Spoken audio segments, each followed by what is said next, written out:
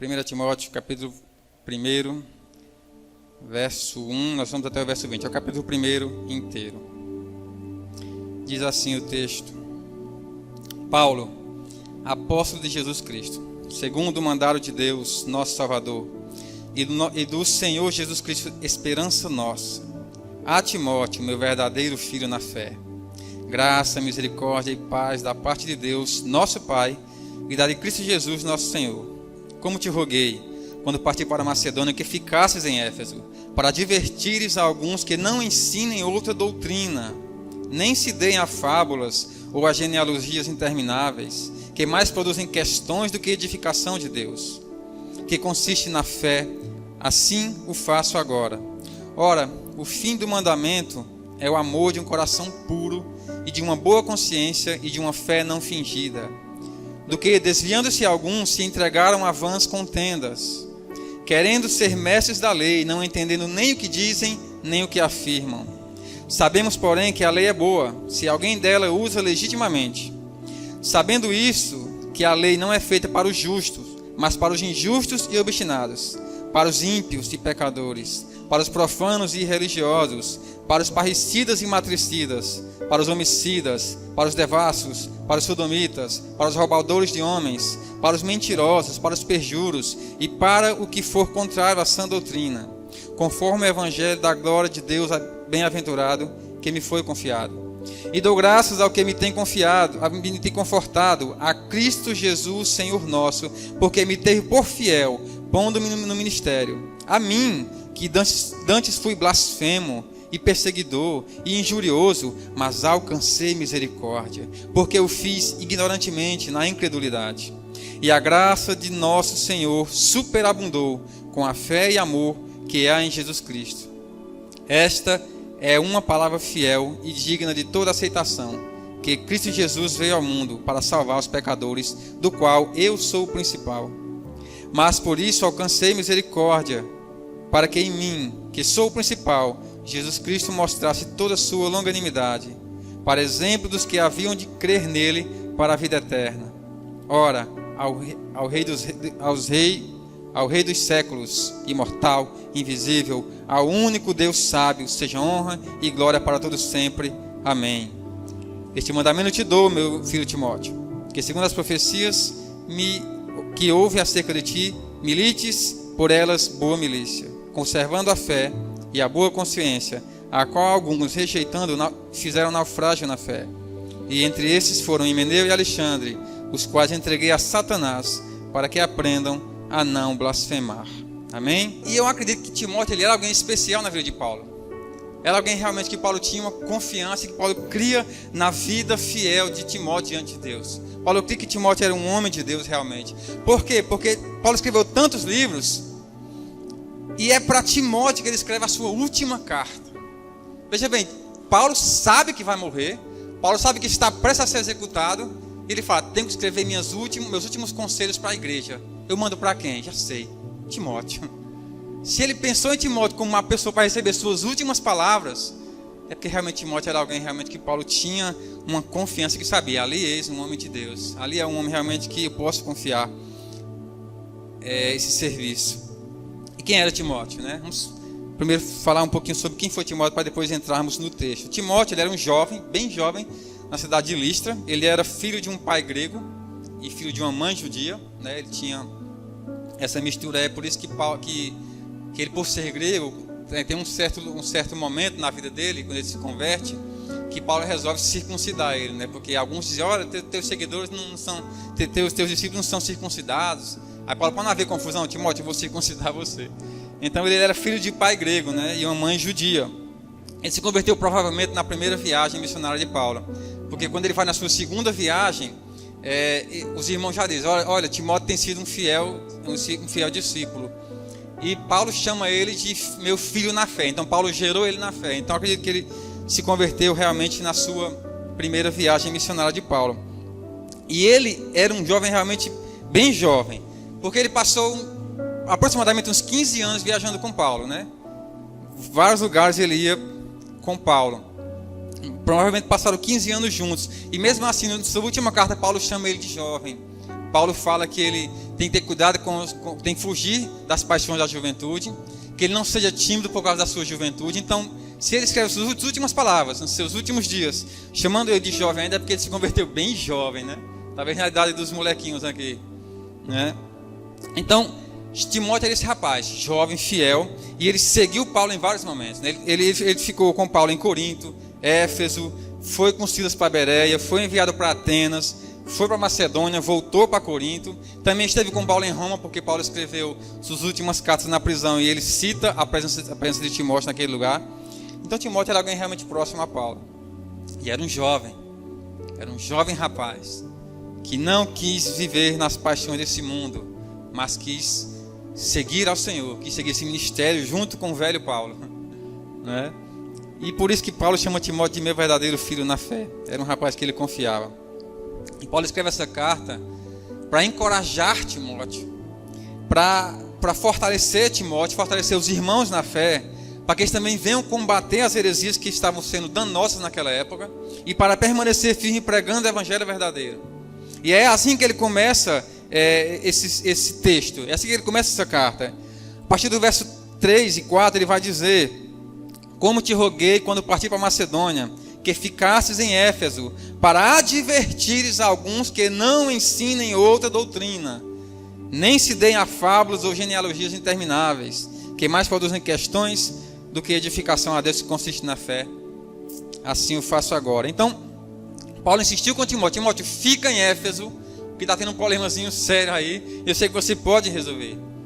Você venha exortar essas pessoas que estão ensinando outras doutrinas, e cuidar do rebanho, e cuidar da igreja. Prestar atenção, porque esses homens estão desviados e desviando alguns.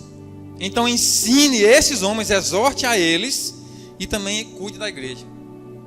Os homens estavam ensinando fábulas, mitos, perdiam tempo com essas questões de genealogias gigantescas do livro de Gênesis, por exemplo. Não contribuíam em nada, apenas traziam discussões, traziam controvérsias, e eram histórias que esses homens inventavam, criam, faziam alusão a mitos antigos da cultura judaica. E isso contribuiria em que para o reino de Deus? É isso que Paulo está falando. Em que vai contribuir essas discussões tolas, essas fábulas, esses mitos para o reino de Deus? E nós temos isso até hoje, né? Temos discussões bobas dentro da igreja. Alguns são até saudáveis, que nos traz edificação, porque esse debate de ideias nos faz crescer também. Mas o problema aqui com Timóteo é que esses homens estavam desviando pessoas da verdade. Esses homens estavam levando pessoas a andar um outro caminho, a seguir um outro evangelho. Era uma falsa doutrina. Esses falsos mestres começavam com pequenos desvios da verdade, né? Como, vou pegar uma historinha aqui qualquer e vou criar para adaptar a pregação do evangelho.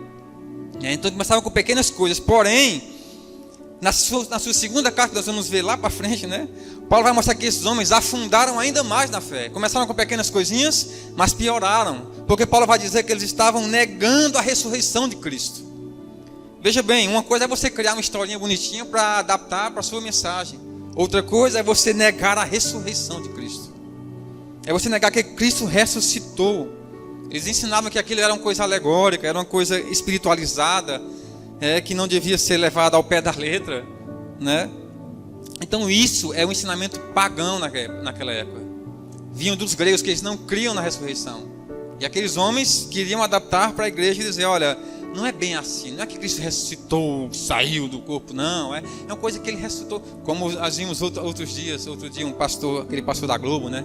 Que vai na Globo, pastor barburinho, moreninho. Ele disse que Cristo ressuscitou no coração dos homens. Não é que ele saiu do túmulo e virou um homem de carne e osso, não. Os homens pregavam aquilo porque, os discípulos pregavam aquilo porque ele nasceu novamente no coração dos homens. Então é uma coisa meio espiritualizada, não é uma coisa real, não é que Cristo ressuscitou. Então isso tudo é negar que Cristo ressuscitou. É negar que Cristo realmente voltou a ser carne. Eles negavam esse ensinamento. E nós vemos hoje essas historinhas sendo contadas inúmeras vezes, em inúmeros lugares, principalmente na internet a gente vê muita coisa perigosa desse tipo, né? Eles usam para aquecer o coração do ser humano, para afagar o ego, para mostrar, olha só como Deus é fofinho com você. E eu coloquei aqui alguns exemplos que nós já ouvimos de bizarrices na internet, né? O mais famoso, talvez, você é o centro do coração de Jesus, né? Todo mundo ouviu essa, né? Você não é, essa foi perigosa, você não é inferior a Jesus. O pastor falou, olha, quando eu estou diante de Deus, de Jesus, eu não me sinto inferior a Ele. E ele usa aquele texto como base de que nós seremos como Ele é, né? Então eu não me sinto inferior a Jesus. Olha o perigo, meus irmãos. Isso é tudo para mostrar como Deus cuida de você, Deus ama você. Você é o ponto fraco de Deus. Quem ouviu essa? Maravilhosa, né? Deus tem o lápis, mas você tem a borracha. Veja bem, Deus pode escrever, mas você pode ler e apagar se quiser. Tá bom? E essa semana surgiu um interessante, né? O pastor aí viralizou na internet. Essa semana passada, ele disse: quando eu sirvo ao pastor, Deus se torna meu servo. Olha aí. Quando eu sirvo ao pastor, Deus se torna meu servo. Deus, servo de nós. Esses são ensinamentos abomináveis, meus irmãos, que devem ser combatidos, precisam ser combatidos. Se Paulo ensina tanto a Timóteo para se combater essas coisas, assim também nós devemos ensinar à igreja o caminho certo, porque muitos ouvem essas coisas, estão seguindo esses homens e creem nessas coisas. E acham que Deus é um Deus papaizinho, Papai Noel, que vai cuidar de você, passar a mão na sua cabeça o tempo todo, vai afagar seu ego o tempo todo, olha como você é bonzinho. E não há o combate ao pecado, não há o chamado ao arrependimento. Há somente uma vida, um programa de fim de semana. Cristo não é um programa de fim de semana, como já dizia Paul Washer. Cristo não é um programa de fim de semana. Cristo nos ensina que esses homens são joio no meio do trigo. Nós temos que combater? Temos, mas Ele também promete. Vai dizer, em Mateus 13, do verso 37 em diante, vai citar uma parábola interessante, eu queria ler para vocês. Ele vai falar sobre a parábola do joio e do trigo. Mateus 13, a partir do verso 37, ele vai dizer: Jesus respondeu, o Filho do Homem é agricultor, acho que eu botei na NVT aqui, olha. O Filho do Homem é agricultor o Filho do Homem é o agricultor que planta as boas sementes. O campo é o mundo, as boas sementes são o povo do reino. Os joios são as pessoas que pertencem ao maligno. E o inimigo que plantou o joio no meio do trigo é o diabo. A colheita é o fim dos tempos, e os que fazem a colheita são os anjos. Da mesma forma que o joio é separado e queimado no fogo, assim será no fim dos tempos. O Filho do Homem enviará seus anjos, e eles removerão do reino tudo que produz pecado e todos que praticam o mal, e os lançarão numa fornalha ardente, onde haverá choro e ranger de dentes.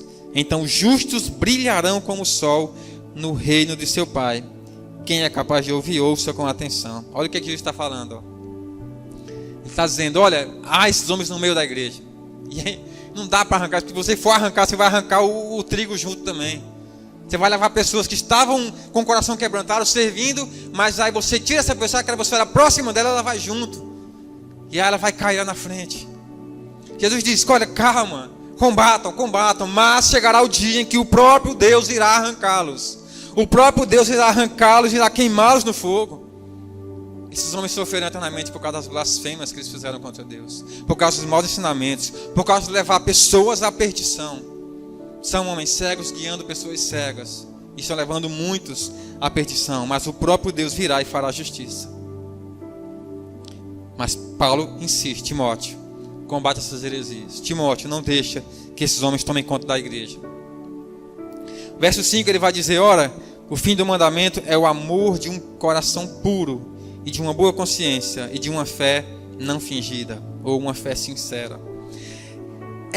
Parece um termo estranho, né? Fé fingida, fé sincera, fé não fingida. Porém, aqui seria o oposto de uma fé hipócrita. Aqui Paulo está falando que é o oposto de uma fé fingida, que era exatamente o que aqueles hereges tinham em seus corações. Eles tinham imitação de fé. Eles não tinham a fé sincera. Uma fé sincera, meus irmãos, não é apenas uma crença, mas é uma lealdade. É submissão ao senhorio de Jesus. Jesus é nosso Senhor e eu me submeto a Ele em tudo. Isso é fé sincera. E é sobre isso que Paulo escreve aos Gálatas, no capítulo 5, verso 6, ele vai dizer, porque em Cristo nem a circuncisão, nem a incircuncisão tem valor algum, mas a fé que atua pelo amor. Uma fé verdadeira produz boas obras e age através do amor. Quem seríamos nós se não houvesse amor em nós? E Paulo vai falar isso, né, no seu texto famoso aí sobre o amor. No 1 Coríntios capítulo 13, ele vai falar: ainda que eu falasse de língua de anjos, língua dos homens, ainda que eu entregasse o meu corpo para ser queimado, ainda que eu doasse todos os meus bens aos pobres, ainda que eu falasse todos os dons e profecias e maravilhas e mistérios, se eu conhecesse todos os mistérios de Deus, sem amor, nada eu seria. Sem amor eu passaria a eternidade no inferno. Eu passaria a eternidade longe de Deus. O amor é a produção desse que tem uma fé sincera. O amor é Deus colocar no seu coração esse verdadeiro amor que vai alcançar o próximo, que vai diante do próximo, que vai amar verdadeiramente o próximo sem hipocrisia, sem mentira, mas com sinceridade. É esse amor que nos faz ser filhos de Deus. É esse amor. Aleluia. Aquele que não ama não conhece o Filho. João fala isso várias vezes, né? Ele repete. Quem não ama não conhece o Filho. Não conhece Jesus. Quem conhece Jesus, quem tem Jesus no seu coração, esse ama. Esse ama. Nossa fé é esse instrumento que nos aproxima de Deus, que nos torna cada vez mais parecidos com Ele. A fé sincera, meus irmãos, nos põe de joelhos diante de Deus. Ela nos prostramos diante de Deus. Reconhecemos a grandeza dEle e a nossa pequenez, a soberania dEle e a nossa mesquinhez. Nós somos o quê? Nós somos poeira, estrado dos seus pés. Nós somos nada. E Deus é o poderoso. Deus é o soberano. E eu me prostro e reconheço: esse é o nosso Deus. Esse é o meu Pai. Nós cremos no sacrifício de Jesus com essa fé sincera. Nós cremos que somos pecadores e precisamos de um Salvador. Nós cremos que Cristo ressuscitou e nós também ressuscitaremos. Nós cremos no poder do Espírito Santo, no poder regenerador, no poder transformador do Espírito Santo em nós. Isso é que produz uma fé sincera. É crer no Filho, é seguir o Filho, é amar o Filho, é querer imitá-lo e ser como Ele é. Temos que ter muito cuidado com a fé sincera e a fé fingida. Temos que ter muito cuidado, senão nós nos estamos enganando a nós mesmos, tentando enganar os outros. Você tem que ter cuidado. Eu não quero ter essa fé fingida, uma fé hipócrita. Não, eu quero realmente ter uma fé sincera, como Paulo diz aqui. E ele fala também sobre uma boa consciência, né? Quando Paulo fala sobre uma boa consciência, ou uma consciência limpa, eu me lembro da frase de Lutero, né? Uma frase famosa dele na sua defesa. Ele vai dizer: minha consciência permanece cativa à palavra de Deus, e ir contra a consciência não é certo e nem saudável. Então o que seria uma consciência limpa, uma boa consciência? É aquela consciência que é cativa à palavra de Deus, que se submete à palavra de Deus. É uma consciência que crê nos mandamentos de Deus. É uma consciência que não se entrega aos ensinos vãos desse mundo, às mentiras desse mundo, às fábulas, não. É uma consciência que permanece cativa à palavra de Deus. Ela é a verdade, eu me submeto a ela. Eu não vou crer em fábulas, em mentiras, em invenções humanas. Não, a minha consciência está limpa porque eu creio no Evangelho de Jesus. Eu creio na verdade que vem de Deus. Nós temos que ter essa consciência limpa, essa boa consciência que Paulo fala. Porque esses homens tinham uma fé fingida. Para eles, a palavra de Deus não era suficiente. Tinha que ter acréscimos, tinha que ter invenções, tinha que ter coisas para alcançar as pessoas, tocando seus corações. Não, a palavra de Deus, ela é suficiente para convencer o homem do pecado, da justiça e do juízo. Que nós cremos nisso. Verso 7, ele vai dizer que esses homens queriam ser mestres, não entendiam nem o que diziam, nem o que afirmavam. O que é que esses homens queriam? Qual era o desejo deles? Era ser vistos, era serem mestres da lei. Querem ser mestres da lei, Paulo está falando. Tudo que eles querem é reconhecimento pela sua inteligência, pela sua capacidade, pela sua eloquência. Eles querem glória para si. Porém, Deus não divide a sua glória com ninguém. Deus levanta homens que o mundo não dá nada.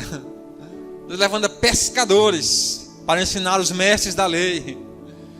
Deus levanta cobradores de impostos, aqueles que são rejeitados pela sociedade, para ensinar aqueles que se diziam mestres. Deus levanta homens pequenos, homens que não são, para confundir aqueles que acham que são. Esses homens queriam apenas glória para si. E aquele que não conhece a palavra, meus irmãos, eles podem ser enganados facilmente. Não só enganados, podem se tornar enganadores no futuro. Por isso a importância de conhecer a palavra de Deus. Constância e essa progressividade. Eu quero seguir em conhecer o meu Senhor. Por isso estudarei, mergulharei na palavra de Deus. Devemos adquirir esse conhecimento que vem de Deus. Devemos buscar cada vez mais estar firmes na nossa convicção, fincados na palavra. E é por isso que Pedro vai dizer, na sua primeira carta, capítulo 3, verso 15: se alguém lhes perguntar a respeito da sua esperança, do que você crê, do que você espera, estejam sempre preparados para explicá-la. Pedro está falando, olha, preparem-se, conheçam o Deus de vocês, conheçam as suas palavras, conheçam o que Ele disse, conheçam quem Ele é, para quando alguém vier perguntar a vocês, vocês digam, esse é o meu Senhor, e você explique sobre eles, e que as pessoas também desejem e almejem esse conhecimento. Busquem conhecer o Senhor, mergulhem na palavra de Deus. Pedro nos alerta, Ele está nos chamando para conhecer a Deus cada vez mais e mais. Josué vai falar isso, né? Nós devemos buscar conhecer a Deus e servir a Ele.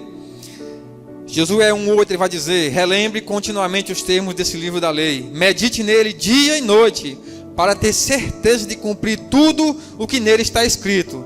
Então você prosperará e terá sucesso em tudo o que fizer. Mergulhe na palavra dia e noite.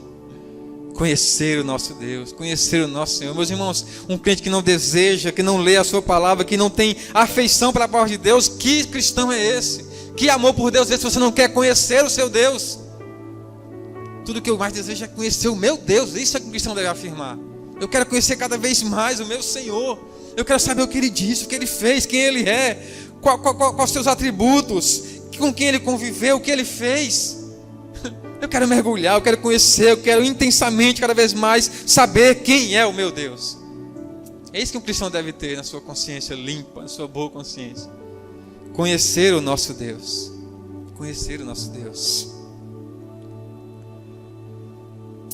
Verso 8 ao 11, ele vai falar sobre a importância da lei. Ele vai dizer: sabemos, porém, que a lei é boa e se alguém dela usa legitimamente. Sabendo isto, que a lei não é feita para os justos, mas para os injustos e obstinados, para os ímpios e pecadores, para profanos e religiosos, para os parricidas, matricidas, homicidas, devassos, sodomitas, roubadores, mentirosos, perjuros e todo aquele que for contra a sã doutrina. Esses homens, eles perdiam tempo discutindo tanta bobagem, tanta coisa, que aí entraram, agora vamos discutir a lei. Vamos entrar agora para discutir a lei. E começar a discutir sobre a lei. E Paulo vem e ele orienta várias vezes, vai nos falar do que é a lei. A lei, ele vai nos mostrar que a lei não salva o homem. Pelo contrário, a lei acusa o homem. A lei mostra como o homem é pecador. O homem não consegue obedecer a Deus. A lei só vem nos mostrar, nos apontar o mal que há dentro do homem, que há dentro de nós. E os homens queriam seguir a lei. Não dá, a lei ela vem para nos acusar. Nós somos resgatados pela graça de Deus. É por isso que esses homens ainda não tinham essa salvação, porque eles se recusavam a crer realmente em tudo que o Filho falou, em tudo que Jesus falou. E aí recebem condenação, e aí permanecem injustos, porque não foram justificados, porque não creram no Filho realmente. A lei não serve para os justos, é o que o Paulo está falando aqui. Pois esses que creram no Filho, eles foram justificados. Você creu em Jesus, você foi justificado, é o que Paulo está falando. Não precisa mais se preocupar nessas questões. Deus nos justificou pela pessoa de Jesus. E por causa do que Jesus fez, Deus não olha mais o nosso pecado, mas Ele olha para você, pecador, e vê a justiça de Cristo em você. Ele pagou por você. Ele vê o pagamento de Cristo, que Ele pegou a cédula contrária a você, a dívida que você tinha, pagou e rasgou. E é isso que Ele olha, é isso que Ele vê. Romanos 8:1, nenhuma condenação há para os que estão em Cristo Jesus. Cremos no Filho, e a lei não mais nos serve como um acusador. Os que não creem a lei os torna réus e culpados. João 3,36. Os que creem têm a vida eterna, mas os que não creem, a ira de Deus permanece sobre eles. É isso que é a graça de Jesus. É você reconhecer a grandiosidade dele. É você reconhecer a soberania dele. É você reconhecer que ele tem poder para salvar todo homem. E todo aquele que crê é justificado. Todo aquele que crê recebe a salvação. Crê no Senhor Jesus e será salvo tu e a tua casa. Não é a promessa dele para nós? Então por que mais nós vamos ficar com o diabo apontando o dedo para nós e nos acusando e falando: olha, você é pecador, eu sou pecador, mas Cristo me justificou, Ele perdoou os meus pecados. E agora não há mais condenação para os que creem. É a graça de Deus nos alcançando. É a graça de Jesus que veio a nós e nos abraçou, e nos acolheu, e nos recebeu. No verso 12 ao 14 ele vai falar: e dou graças ao que me tem confortado, Jesus Cristo Senhor nosso, que me teve por fiel, pondo-me no ministério. Olha só, ele vai falar, me teve por fiel, ele me colocou no ministério. Quem eu sou? Eu era blasfemo, perseguidor, injurioso, mas alcancei misericórdia. Porque o que eu fazia era por ignorância, era por incredulidade, mas a graça do nosso Senhor superabundou, aleluia, com a fé e amor que há em Jesus Cristo. Paulo está chamando a nós para uma vida abundante. Paulo está chamando você, dizendo: olha, você não precisa viver uma vida inútil, mas viva uma vida produtiva diante de Deus. Viva a vida abundante que Ele promete. Ainda que você seja o pior dos pecadores, ainda que você ache que você não é nada, Cristo veio e mostrou para você que a graça dele superabunda em você. Não importa o tamanho do seu pecado, a graça é maior. Não importa o quão profundo você foi, a graça alcançará você no fundo do poço. É a graça de Jesus. Aleluia. Ele reconhece: olha, eu era pecador, mas Cristo derramou a sua graça sobre mim. A graça de Deus me alcançou, a sua misericórdia veio sobre mim. Eu era blasfemo, eu era perseguidor, eu era violento. Irmão, somente um coração convertido pode falar isso.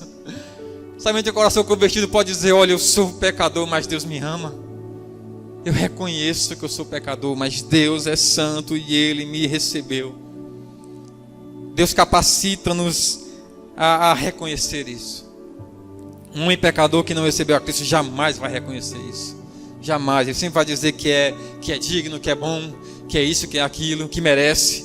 Mas um homem que foi convertido, que recebeu a Jesus, ele reconhece: eu preciso de um Salvador. Sem um Salvador eu estou perdido. Sem um Salvador eu estou prostrado no chão e miserável homem que eu sou. Eu preciso de um Salvador. E é isso que o que Jesus faz, nos torna com esse coração quebrantado, reconhecendo que Deus é nosso soberano e que nós precisamos dele. Distante dele, o que nós faremos? Seguiremos falsos mestres e iremos para a perdição eterna. Verso 15 ao 17. Esta é uma palavra fiel e digna de toda aceitação, que Cristo Jesus veio ao mundo para salvar os pecadores, dos quais eu sou o principal. Paulo está falando. Mas por isso alcancei misericórdia, para que em mim, que sou o principal, Jesus Cristo mostrasse toda a sua longanimidade, para exemplo dos que haviam de crer nele para a vida eterna. Ora, ao Rei dos séculos, imortal e invisível, ao único Deus sábio, seja honra e glória para todos sempre. Amém. Cristo veio para nos salvar. Cristo veio para nos salvar. E Paulo declara aqui: olha, de todos os pecadores eu sou o principal. Por que Paulo falou isso? Por que Paulo falou isso? Por que Paulo disse: eu sou o principal? Como assim? Dos pecadores do mundo todo eu sou o principal? Há muitas discussões acerca dessa fala de Paulo. A mais aceitável e a mais ensinada nas igrejas é que Paulo queria mostrar que se um homem como ele, pecador, blasfemo, perseguidor, impiedoso, violento, se esse homem foi alcançado por Deus, então Deus pode alcançar qualquer um. É isso que Paulo está falando. Olha, vocês viram quem eu era? Violento, perseguidor de vocês, igreja. Se Deus me alcançou, Ele alcança qualquer um. Ele alcança qualquer um, não importa o pecado. Não importa o tamanho do pecado, Deus pode alcançar. E o que é que isso ensina para nós, igreja? Que nós não devemos negar a palavra de Deus para ninguém. Absolutamente ninguém.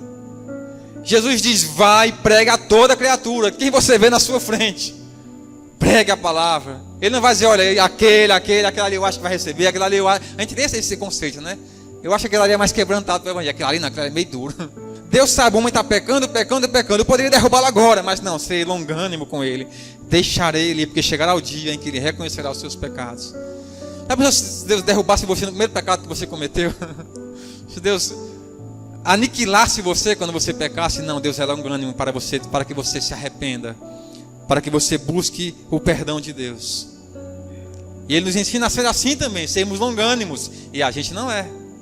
A gente erra nessas coisas. O irmão peca contra nós, a gente já acusa o irmão e corta relações com eles. No primeiro erro do irmão, eu já não quero mais conversa com o irmão. Tudo bem, eu perdoei o primeiro, mas no segundo não dá. E Deus está dizendo, sejam longânimos. Sejam como Deus é. O irmão, ele pode se arrepender. Ame-o, ame-o. No verso 17 ele vai citar alguns atributos de Deus. Deus é eterno, imortal, invisível. Deus sábio, Deus único. Aleluia, esse é o nosso Deus, meus irmãos. É o Deus que te ama. E é o Deus que te chama para habitar com Ele eternamente nos céus. Aleluia. É o nosso Deus. Que maravilha, que maravilha. Essa oração de Paulo aqui. Essas palavras eu dedico ao meu Deus. O Deus eterno e único, invisível. Deus soberano. Verso 18 ele vai dizer: este mandamento te dou, meu filho Timóteo, que segundo as profecias que houve acerca de ti, milites por elas boa milícia, ou em algumas traduções, para que você possa combater o bom combate. Paulo está dizendo aqui, olha, não é uma instrução, não é uma sugestão, não é uma recomendação, não, é um mandamento, Timóteo. É um mandamento, combata o bom combate. Obedeça. E acho interessante porque Samuel vai falar isso, né, sobre obediência e sacrifício. Osés vai repetir isso também. Vai falar que obedecer é melhor que sacrificar. Então a obediência, a gente vê agora há pouco essas festas. A maioria esmagadora não estava nem aí para a festa, mas alguns que estavam lá na frente, eles acham que aquilo ali, aquele sacrifício vai trazer-os a graça de Deus de alguma forma. Mas não, meu irmão, obedecer é melhor que sacrificar. É a obediência que nos faz reconhecer que nós somos filhos que amam o Pai, quando obedecemos ao nosso Deus. Paulo está falando para Timóteo aqui: Timóteo, há todo um trabalho a ser feito. Há um trabalho pastoral a ser feito. Deus está chamando você para obedecer os mandamentos e cumprir o chamado que te foi confiado. Paulo está confiando a Timóteo a igreja de Cristo, aquele jovem rapaz. Paulo está confiando a Timóteo as ovelhas do rebanho de Deus. E assim também Deus faz conosco. Deus, ele nos chama para esse serviço, para servir na obra dele.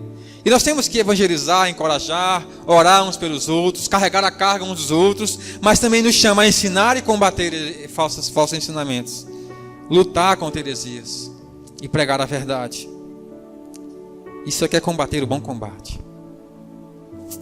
Versos 19 e 20, para encerrar: conservando a fé e a boa consciência, ao qual alguns, rejeitando, fizeram naufrágio da fé. E entre esses foram Himeneu e Alexandre, os quais entreguei a Satanás, para que aprendam a não blasfemar. Os falsos mestres, eles negam pontos inegociáveis da fé cristã. Esses homens, eles não reconheciam a autoridade de Cristo, eles buscavam autoridade em outras coisas. Eles ignoravam a verdade absoluta do Evangelho. Eles não criam realmente no que a palavra de Deus ensinava. Não, tinham que buscar outras coisas. E nós vemos isso muito hoje. Muito hoje. Os homens dentro da igreja, no meio do povo de Deus, ensinando coisas absurdas, desviando pessoas da verdade. E Paulo cita 2 homens aqui, né? A gente não pode citar hoje, né, que parece que a internet derruba você no chão. Se citar nomes aqui na internet, já era. Você é cancelado, você é humilhado, você é derrotado. Não pode. Não toqueis no ungido do Senhor.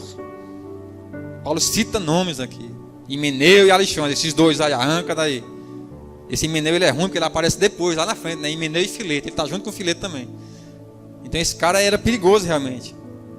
Esses homens, Paulo está falando, eles não atentaram para as astutas ciladas do inimigo. Eles não atentaram, não perceberam que o diabo estava enredando eles. Eles abraçaram esses falsos ensinos. E Paulo vai dizer que esses homens naufragaram na fé, se desviaram da verdade. E ele diz que ele os entregou a Satanás para aprender a não blasfemar. É um termo forte e até polêmico, né, que Paulo fala aqui. Mas porém, Há algumas interpretações desse texto. E a mais adotada é que Paulo estava se referindo a uma expulsão deles do meio da igreja. Paulo estava comparando o reino de Deus na igreja e o reino de Satanás no mundo. Então, era como se entregar a Satanás era expulsá-los do meio do povo de Deus, expulsá-los da igreja. É uma sentença dura, mas Paulo diz aqui o motivo dela. Não era por ódio a eles, mas era por amor a eles. Paulo vai falar aqui, é para que eles aprendam a não blasfemar. Era uma disciplina. É para que eles vá lá fora, se percam, se afundem cada vez mais nas mãos de Satanás, e que eles possam reconhecer que nosso Deus é Deus soberano e não mais blasfemar contra eles. Paulo queria que eles retornassem à verdade, refletissem sobre suas ações e reconhecessem a verdade de Deus. Isso é um chamado à fidelidade. Deus nos chama à fidelidade. Deus nos chama a sermos fiéis. Deus nos chama a honrar o Filho. Deus nos chama a amar a Jesus. Deus chama cada um de nós. Arrependamos dos nossos pecados. Cuidado com as falsas heresias, os falsos ensinos. Cuidado com os falsos mestres. Cuidado com essas teologias que são pregadas na internet. Cuidado. Mergulhem na verdade, conheçam o seu Deus para não serem enganados por qualquer vento de doutrina, mas que vocês possam alcançar a verdade, conhecendo cada vez mais o nosso Deus. Conhecer e prosseguir em conhecer. Mergulhar na palavra de Deus dia e noite, estar fincado nela, dobrar-se, se prostrar diante de Deus, orar ao Senhor, buscar nele sabedoria. É esse chamado que Ele está fazendo para nós, um chamado à fidelidade. Igreja, que nós possamos reconhecer esse chamado, que você possa ver que Deus está chamando você para ser fiel, que você possa ver, enxergar os perigos ao seu redor, que rondam você todos os dias, as falsas doutrinas, e fugir delas. Que você possa permanecer cativo à palavra de Deus, diante do nosso Senhor. Que nós, como igreja, possamos estar naquele grande dia, buscando subir com Ele, quando Ele vir buscar a sua igreja fiel, a sua noiva adornada. Amém? Glória a Deus, que Deus nos abençoe. E depois a gente continua nesses textos. Amém?